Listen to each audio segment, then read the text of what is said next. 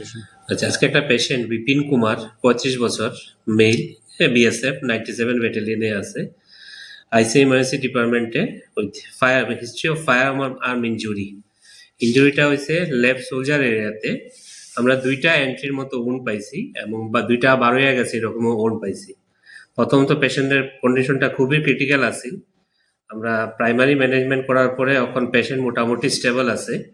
CT scan করতে পাঠাইছি, CT scan করিয়া এর বাকি ম্যানেজমেন্ট করার লাগে আমরা আগরতলা পাঠাই। আর আপাতত মোটামুটি স্টেবল আছে পেশেন্ট। স্যার হোলটা কি ফায়ারিং এ গুলির? মোস্ট প্রবলি ফায়ারিং এর, এটা 2টা এন্ট্রি যেমন এটা গুলিরই এন্ট্রি।